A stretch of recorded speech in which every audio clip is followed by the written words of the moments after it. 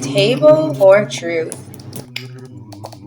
Bottom line, do you think it's naive, and I think I know the answer to this, but do you think it's naive to not consider the history of Middle Eastern countries not trusting Gaza Palestinians into their own countries due to the bad reputation they've had in the past? Kind of what I would have No. asked Is them. that Yeah. is that the That was my question? counter, actually, to Okay, what he said. but no, It's obvious I both sides are reaping potential transgressions for their own actions. If what he's saying is true, is what I'm getting at. He being a friend of mine who's a pro-Palestinian supporter, who understandably has views that he feels strongly concerning the fact that a lot of Palestinians that are innocent are being caught in the crossfire here. So anyway, it's a fair observation to be made if we're trying to be impartial about this and everybody in the world reason together, that maybe it's obvious that both sides are reaping some repercussions due to just some slight shoddy leadership decisions on either side from the past that has kind of given rise to this big crisis going on now. Whether either side, Gaza Palestine or the nation of Israel, are self-aware.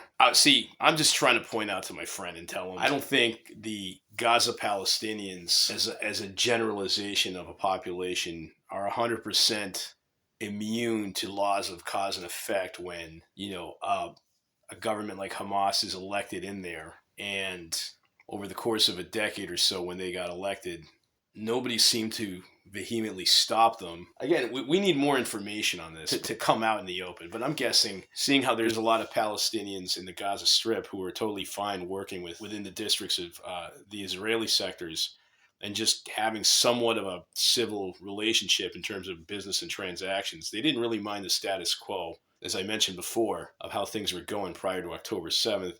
It appears that there's a lot of Palestinians who didn't want this to happen the way it's happened. But just like here in the States, somebody gets elected into power and all of us suffer for good or bad due to the policies of that said faction of government, even if it's radicalized. Look how much that happens in major cities here in the U.S. So, I mean, the good and the not so wise reap what is sown due to an election. And it's a shame that more people can't have rational debate to prohibit existential crisis from happening due to certain members of government getting elected, or at least understanding that maybe there's certain things about a person that gets into office that they may not like as a personality, but maybe their policies are efficient. Who knows? I think in Gaza the same thing was happening, where there were some pros and cons to whoever you can get elected into power. But the bottom line, my friend appears to really think that this is a one-sided issue where Israel is to blame for virtually everything going on in Gaza, including the fact that Gaza was repressed as a open prison. I think was the way he described it, where the individuals in Gaza had no opportunities whatsoever to ever have any economic growth or anything else. But again, explain then the individuals that were able to go back and forth. But there's just too many variables that, even though it may be convenient to cry 100% victim because the Gaza Palestinians are the lesser in terms of military firepower in this conflict, that they are completely immune from any kind of consequences to actions that have happened as a result of what happened in October 7th. So I was just trying to counter to my friend that, yeah, I do agree that there is always going to be corruption in any government, but obviously not everybody. But there's always bad eggs in everything. There's bad eggs in the police department. There's bad eggs in sections of government. That doesn't mean the entire government is corrupt, and that doesn't mean that the entire population under that government also is evil and the bad guy just because they're on the other side. So anyway, going back to what my friend wanted to share. My friend then wrote, not trusting in bad reputation or terms of from propaganda. They are ethnic generalizations. They aren't facts like the fact of 3,000 children murdered, which I'm guessing happened in Gaza, Palestine. I haven't seen the clip, but I'm more than, I wouldn't say happy at all, but I'm more than willing to see the clips if anybody wants to send a link or whatever, or I'll just have to keep looking. I realize people are getting murdered. I mean, let's not be naive, but like, I think something recently had happened where like a bunch of civilians had definitely gotten Yeah, it the was bad end of the it was stick. a But refugee camp.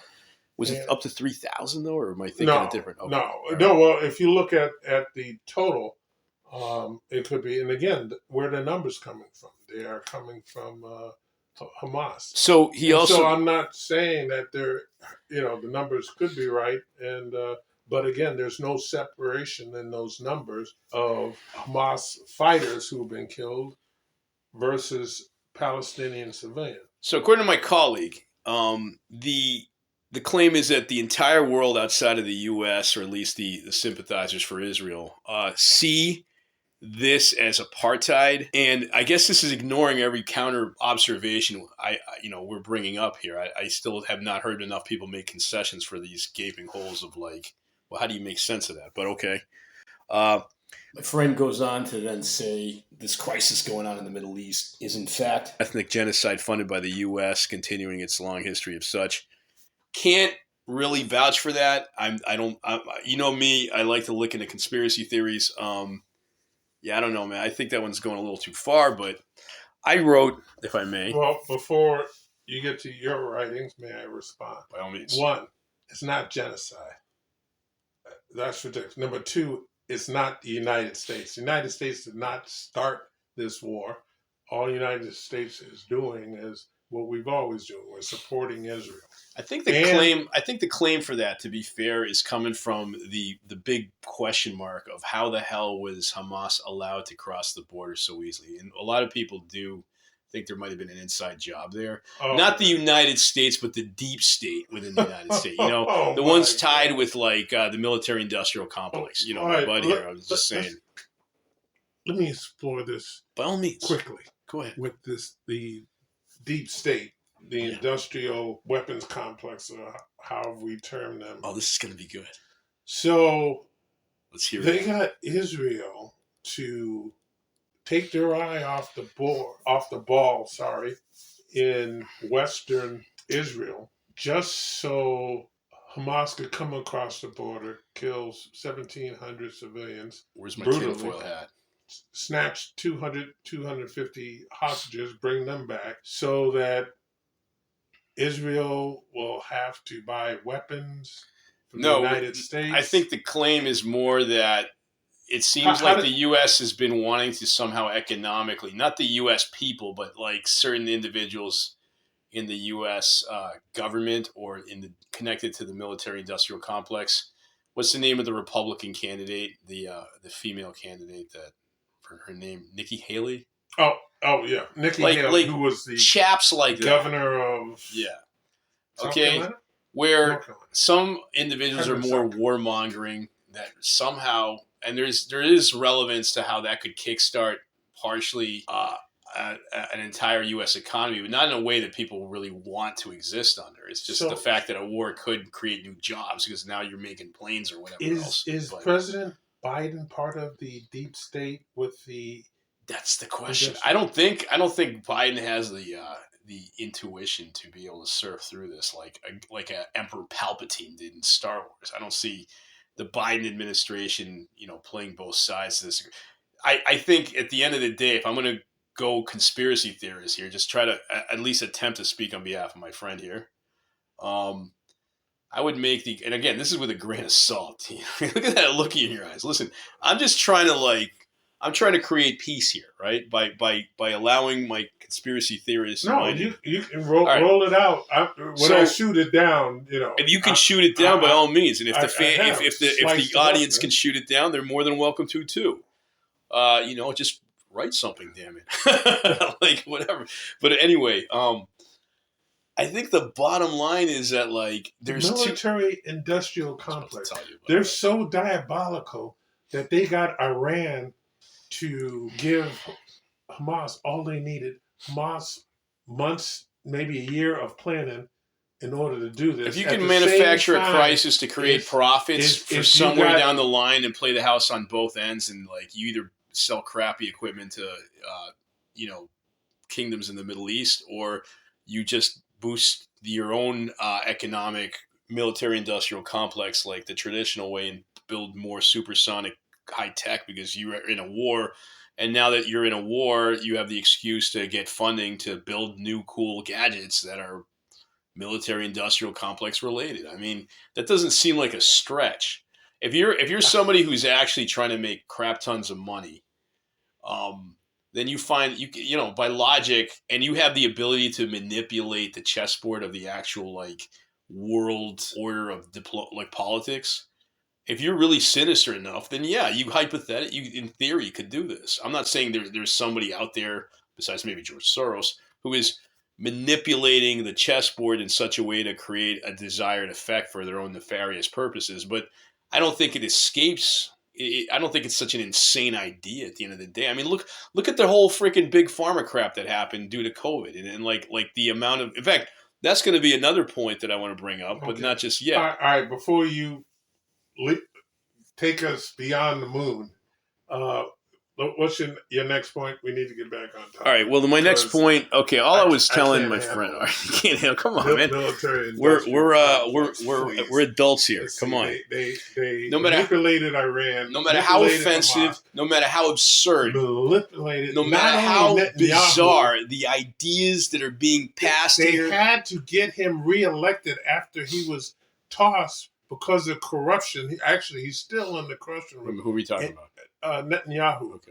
And then so you get him to take back Israel. Well, not just him. Like there could be other high-ranking officials that might have like let the guard down. That's what my friend's bringing up. It may not have been Yahoo itself. It just, it could have been somebody. He's not the only one that like runs the country single-handedly. There's other high-ranking people that might have. I don't know. This is speaking on behalf of the intelligence, and this isn't representing the Israeli people, by the way, or the Israeli government as a whole. This is just saying all my friend is bringing up, and I'm not even going to put my poor friend here on the line on this so much as what a few people I've talked to who are quote unquote conspiracy theorists, at least in your eyes, have brought up is how the hell did the gate get left open? And like what is the most logical reason this could have happened? And then as the mind starts imagining, these ideas involuntarily come to light. Would you like an answer to that? Yeah, I want to know why the gate was left open on October 7th. Yeah, please. Well, one of the reasons who was working the shifts in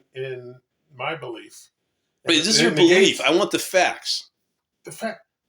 After the war, this is Tyson conspiracy theorist right here because it's just a theory. Well, it's a theory. And you're conspiring a theory as to why the gate was left open. Well, they're asking your theorists. Okay, so these are conspiracy theories, but now we're listening to Tyson's conspiracy theory. That's fine. Go ahead. Huh? Go ahead. Right, so you have Netanyahu. Yeah. Who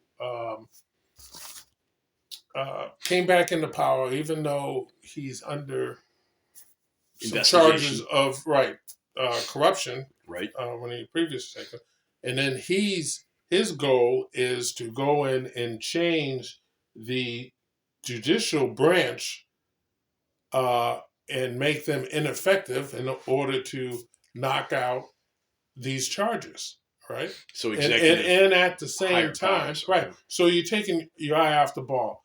There was a concern of the West Bank, and so you moved your eye instead of looking at, you have you being the Prime Minister of Israel. Yeah, and along with Mossad, there's a lot of generals who are responsible. You take your eye off the ball. So instead of you keeping an eye not only in the West Bank, you also have the North with Hezbollah throwing a rocket or two every now and again, and then you have Gaza in the West. So you move your focus, number one, on yourself, battling your corruption charges and trying to change the judicial branch, and then you focus on the West Bank, which is problematic, and we'll get into quickly after we get your last response. So your theory is the equivalent of like pro wrestling, where somebody like points up at the ceiling and the guy looks up, and then the other guy just gives him like a nice like haymaker to the head. I can go with that, but the focus was taken up because the other question, and again, we won't know these answers for Lord knows however. I don't buy in your conspiracy theory. I'm sorry. Really? I just don't buy it. So you think that it's just a pure goof? Yeah, they messed up. Okay, you can say that, but it just like you have the most sophisticated or amongst the most sophisticated defense forces in the world.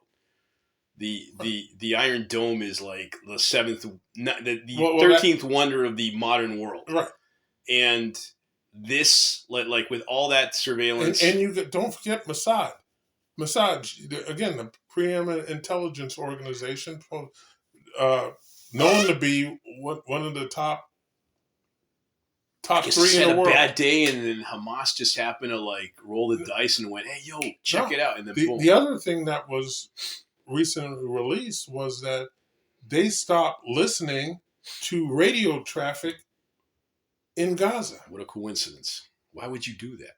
No. Do you stop listening to radio traffic at the airport on any given day? No, because it's your job, right? Right. So but then why would this not has been changed to the West Bank? Were they like short staff or something? That doesn't add up. I mean, there's got to be staff in the southern, Israeli border. There was concerns at the top, again, with the corruption going on. You had some problematic, and again, the West Bank. The problem with the West Bank is you have Israeli settlers who are going into the West Bank and being violent to the Palestinian people who are given the West Bank, which is problematic. And as a matter of fact, recently they started arming the settlers in the West Bank. I wish I could actually, sometimes I wish we could take callers and be like, callers, what do you think? And then somebody's like, you're an asshole. You're like, all right. But everybody else, what do you think? And then we could get some good stuff here as counterpoints, because that's still a conspiracy theory. That's still a theory. I don't know if it's a theory that sounds like it doesn't have any more weight than what the industrial the military industrial that are bringing up who manipulates Iran. I don't know about Iran, but just ruffles the feathers enough to create a crisis. Can't get these tools unless it comes from the bottom line. Unless it comes from Iran, right? Who else is they didn't make them in Gaza. Kids, you be the judge, right? So that's one, and then so they convinced Hamas is like, all right, you got your thing in. Why don't you go over the border and take out a bunch of Israelis, bring a whole bunch back, and then guess what's going to happen? Everyone's going to tell you what's going to happen. Israel's coming in. It was little think it through, huh? And they didn't think. No, I believe they did think it through. They knew this was going to happen. Hamas. Yes. So they're suicidal. Suicidal, or again, is a problem with terrorists, is that you kill a bunch of innocent people, and for what? What, it wasn't going to bring down the. So they're not that smart. No, according to Trump, they're very smart. Trump was like, Hamas is a genius. Yeah, he bashed Netanyahu, and he didn't call him. He said they're smart.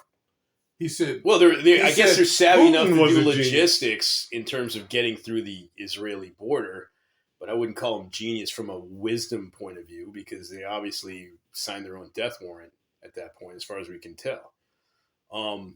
Now, is there anything else you'd like to add to this? No, I'd like to hear your last point. We'll leave it with these closing statements for now, and then we'll take a little bit of a breather.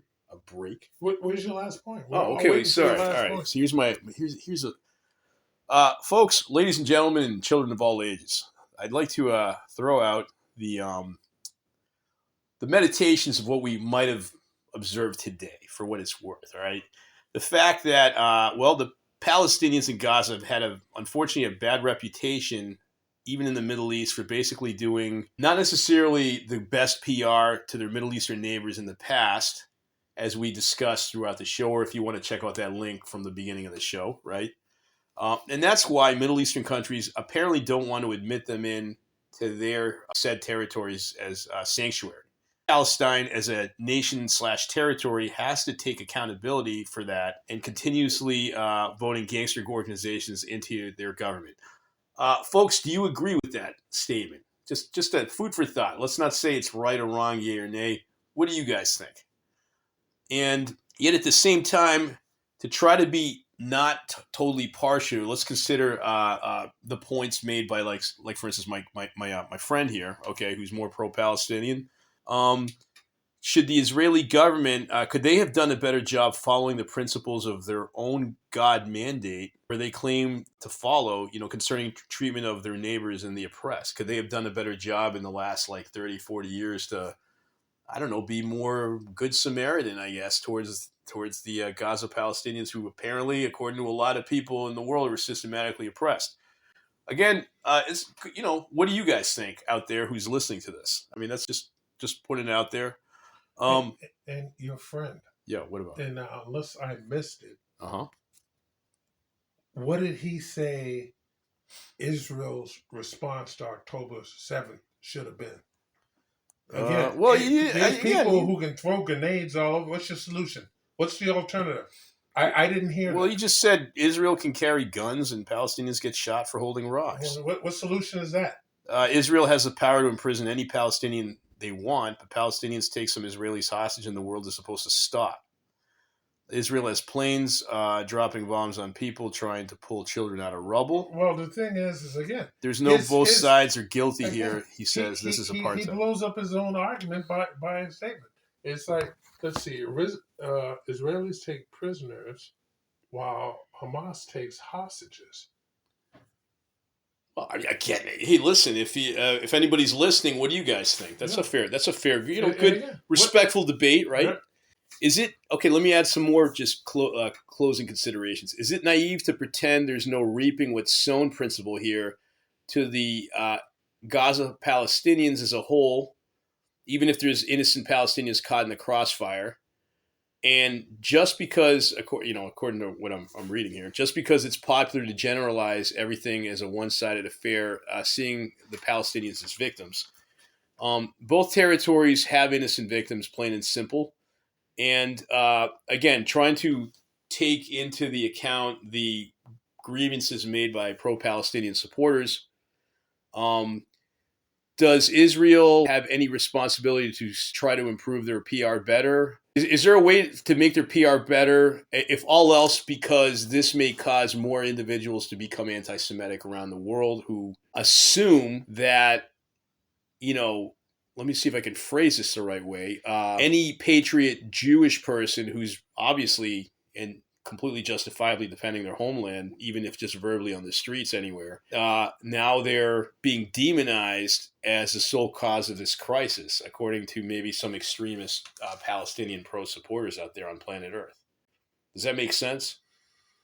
Well, just looking at statistics, in the United States, there are 2.5 to 3% of the population are Jewish. However, 60% of the religious hate response goes to Jews.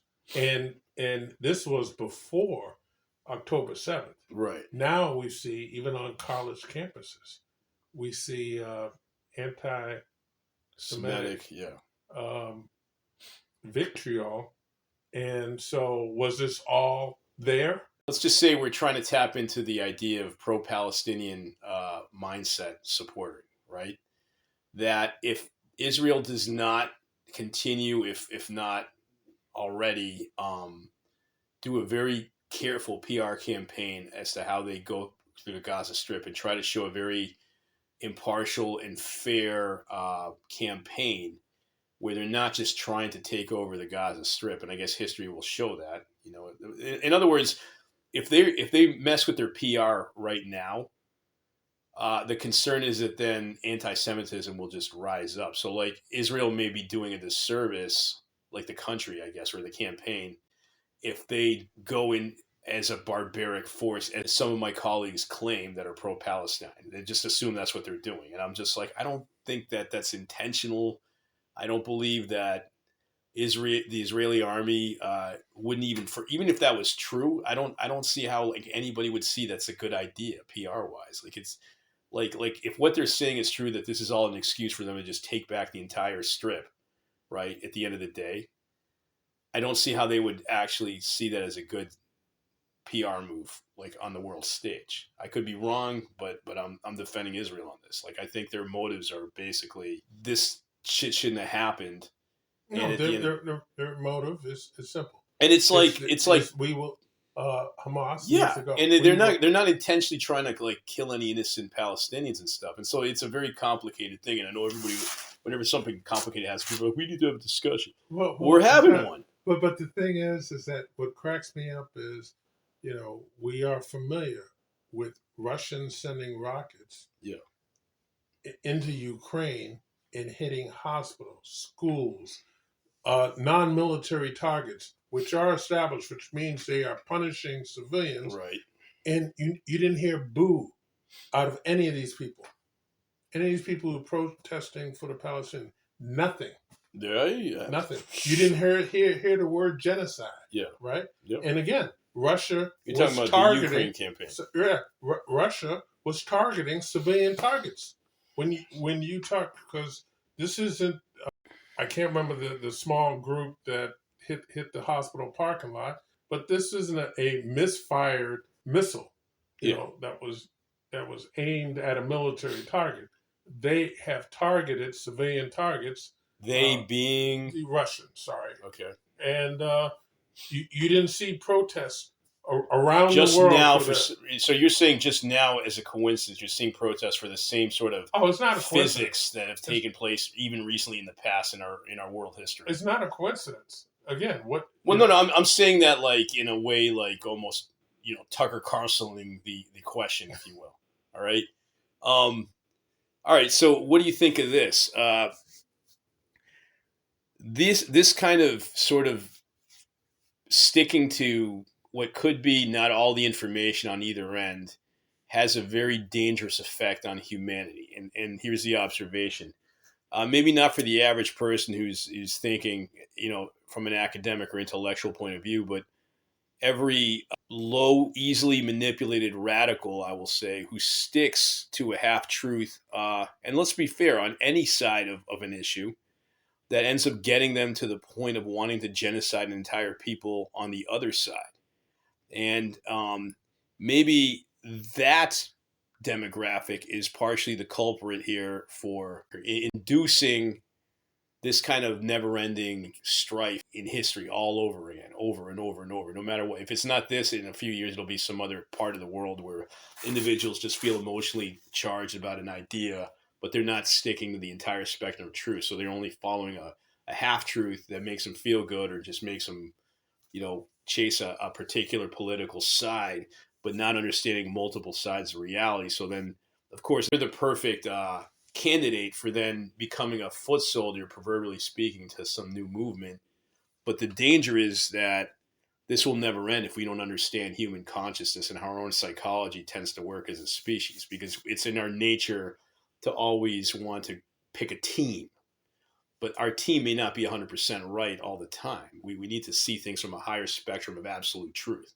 Now we're getting into the real metaphysical stuff that I know, but like, I think it goes. You're getting it. Well, I don't think I'm wrong. Humans are flawed. Okay, but then if we just leave the humans and laws, and that's what we do. That's what. Well, then I guess the show ends here for tonight because, like, what else do we need to know? I mean, that's it. Humans are flawed, and we'll wait for the next crisis, kids. The thing is, like you said, in the Middle East, you had the Sunnis and the Shias battling. Who are technically teaming Iraq up now, going into Iran, battling. And then into Kuwait, and then we had between this dilemma that has been brought out just now about the human condition, and then anyone in power on any side in any country who manipulates this and then creates the perfect recipe of propaganda to get someone to follow a cause or sympathize for something, even though they don't know the full truth. Would you say that is probably one of the biggest existential dangers of the human condition? That just keeps making life on this planet miserable over and over and over. I think, like I said, humans are flawed. There are problems in this world, and my wish is that we can sit down. We may not agree. And again, the reason the UN was formed after World War II was to prevent another. But what we continue to see again, because we're now looking at the root of the issue. well, what is the root of the issue? Well, it seems we've if dissected. you hate Israel and you hate Jews, there's nothing you can say to change that. Well, And again, all right, why were we hit? Why did Osama bin Laden help to orchestrate 9/11? Let's actually look at this on a bigger spectrum, a higher inertial reference frame, as they say in physics. Okay, if one hates anything or any group, okay, so replace that with just any group, and we peel the onion like large and like deep enough, okay. What are the variables that induce this level of hate? And I guess what I'm trying to bring up here is, if we were to really get into that, we're no longer sticking in just basic geopolitics. We're now transcending into the realm of psychology, or maybe something even deeper than that. And I think maybe if we really want to solve the world's political problems, maybe the real issue, and this is a challenge to any presidential candidate, by the way, including Joe Biden listening to the show and anybody else, to ponder as they go on their campaign trail. So Vivek, if you're hearing this, here's some good food for thought, maybe help. The issue is not just understanding geopolitics on a deeper level, okay? It's really getting into transcending this human psychology and beyond. And if you really want to solve the world's problems, one has to look at getting to the root, which is understanding as best as possible why human consciousness works the way it does, how it operates almost as a mechanism, right? So I would say psychology plays a good role in that. And then the strange, almost mystical elements of cause and effect due to decisions that may not be as optimal for human health, whether it's for an individual or a community or a country. That gets into the realm of values and virtues that are really either beneficial for society or not. And you could argue that maybe some of the basic rudimentary principles that can be found in major religions help sort of steer people to that. On a deeper level to that, I suppose you could argue, if there is a God, right, which is the ultimate truth, if there is a higher power, if one can't even fathom that, at least what are the laws of metaphysics or the spiritual laws of mechanics that seem to govern consciousness and one's human just behavior overall, that causes either like much misery to that individual or prosperity, health, joy, peace, I don't know, any other sort of virtues that would help a person just be in a better state of existence. So I suppose resilience and, just compassion and charity. Now, if imagine if governments actually looked at reality, or how to create a society in a truly advanced way, like in terms of not just technology, but true human advancement, right? It can't just be naively assuming that technology is going to be the great salvation. If that was true, then there'd be less people that are stressed now than there would have been 30 years ago as a whole, in terms of like psychiatric issues and stuff due to social media just taking a turn for the worse for a lot of individuals, or people just being lost in their addictions just due to the technology that's available that allows you to receive pleasure from various new toys that are out there to give you pleasure. Everything goes much deeper than this, right? And I think like everything seems to suggest that the root of all, prosperity or misery stems at the metaphysical level. What do you think of that? I don't believe that. You don't believe that, right? It's about, as I see the world, again, belief in religion, which may be changed by individuals for power or for other reasons, and the other is plain old power. Yeah, but what causes anybody to want to desire power in the first place? It makes them. Is it a chemical?